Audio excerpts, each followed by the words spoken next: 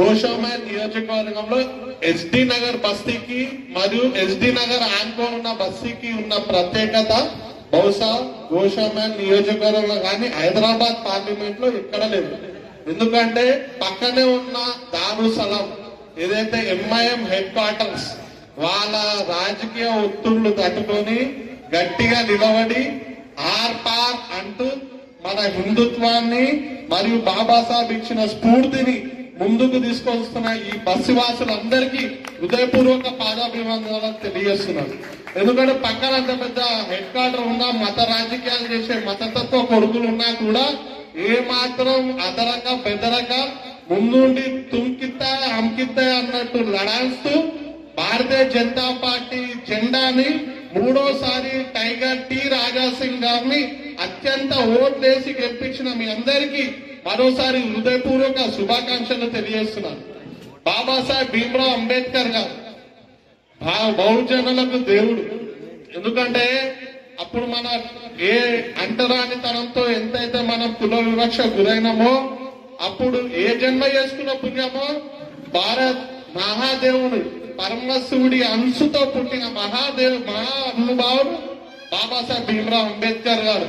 మీ అందరి కోసం నేనెంత వివక్ష గురైనా రానున్న తరం గాని రానున్న ప్రజలు గాని కులాలతో కొట్లాడకుండా హిందూగా భారతీయుడిగా ఐక్యత ఉండాలని భారతదేశానికి భగవద్గీత మనకి ఎంత ముఖ్యమో అలాంటి గొప్ప రాజ్యాంగాన్ని అందించి ప్రతి ఒక్కరు కింద గరీబోడి కాడికే ఉన్నోడి కాడికి ప్రతి ఒక్కరు అందరూ చట్టం ముంగట సమానం అని చెప్పి ఒక గొప్ప రాజ్యాంగాన్ని అందించిన మహానుభావుడు బాబాసాహెబ్ భీమ్రావ్ అంబేద్కర్ గారు. మరి అలాంటి మహానుభావుడు పుట్టిన భారతదేశంలో కాంగ్రెస్ పార్టీలు ఏం చేశారు? ఆయన చాలా ఘోరంగా అవమానించారు. ఆయన చనిపోతే ఆయన శవాన్ని ఢిల్లీలో అంతిమ సంస్కారం చేయలే. ఎందుకు చేయలే? ఆడ బాబాసాహెబ్ అంబేద్కర్ గారి అంతిమ సంస్కారాలు చేస్తే ఆడ సమాధి కట్టాల్సి వస్తుంది. అక్కడ సమాధి కడితే భారతదేశంలో ఉన్న ప్రజలందరూ మన పుణ్యక్షేత్రాలకు ఏ విధంగా వెళ్ళి దేవుళ్ళని మొక్కుకుంటామో అదే విధంగా బాబాసాహెబ్ ఈ దేశానికి రాజ్యాంగాన్ని అందించిన బాబాసాహెబ్ సమాధి దగ్గరికి వెళ్ళి మన బాధని ఆయన ఆశీర్వాదాన్ని తీసుకుంటామని ఒక కుళ్ళుతోని ఆడ కట్టకుండా అవమానపరిచింది కాంగ్రెస్. మళ్ళీ ఆయన శవాన్ని ఏరోప్లేన్ లో తీసుకుపోతే ఆ ఏరోప్లేన్ ఛార్జీలు అప్పట్లో 5,000 రూపాయలు ఆ ఇంటోళ్ళ కాడికి వసూలు చేసిన దౌర్భాగ్యము పార్టీ ఈ కాంగ్రెస్ పార్టీ. వీళ్ళు చెప్తారు మనకి నరేంద్ర మోదీ ఏం చేసిండు బాబాసాహెబ్ కోసం, ఎస్సీల కోసం. అరే బాబు, బాబాసాహెబ్ భీమ్రావ్ అంబేద్కర్ గారికి భారత రత్న అవార్డు ఇచ్చి ఆయనకి గొప్ప నివాళి అందించిన పార్టీ ఏదైతే ఉండే అంటే భారతీయ జనతా పార్టీ. బాబాసాహెబ్ భీమ్రావ్ అంబేద్కర్ గారి స్ఫూర్తితో బాబాసాహెబ్ భీమ్రావ్ అంబేద్కర్ ఒకటే అన్నారు రాజ్యాంగం వేసేటప్పుడు, ఈ దేశంలో ఉంటే ఒకటే జెండా ఉండాలా, ఒకటే పుస్తకం ఉండాలా, అది రాజ్యాంగ పుస్తకం ఉండాలా. ఆయన కాంగ్రెస్ వాళ్ళు ఏం చేశారు? తుర్కోలో ఓట్ల కోసం దో నిషాన్ దో ప్రధాన్ అనుకుంటా మన కశ్మీర్ ని అలెక్ట్ చేసి మనకు ఎంతో అన్యాయం చేశారు.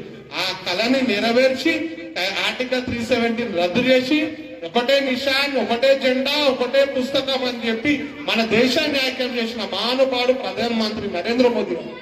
బాబాసాహెబ్ భీమ్రావ్ అంబేద్కర్ గారి కళ మన ఇంటి ఆడపడుచులకు 33% రిజర్వేషన్ నిర్ణయించి అన్ని రంగాల్లో కూడా వాళ్ళకి డెవలప్మెంట్ చేయడానికి కోరుకున్న వ్యక్తి బాబాసాహెబ్ భీమ్రావ్ అంబేద్కర్ గారు.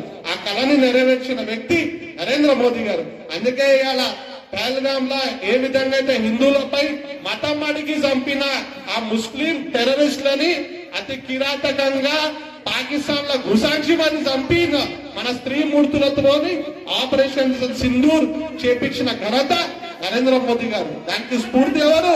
బాబాసాహెబ్ భీమ్రావ్ అంబేద్కర్ గారు ఇచ్చిన రాజ్యాంగమే స్ఫూర్తి. ఆయననే మనకు దేవుడు. ఆయన ఉన్నాడు కాబట్టే మనం ధైర్యంగా ఉంటున్నాం, ధైర్యంగా కొట్లాడుతున్నాం. మనం ఇక్కడ ఉన్న దళితులందరికీ చెప్తున్నా, మనం ఎవ్వరికి భయపడే అవసరం లేదు. బాబాసాహెబ్ భీమ్రావ్ అంబేద్కర్ గారు మనకు రాజ్యాంగం లాంటి గొప్ప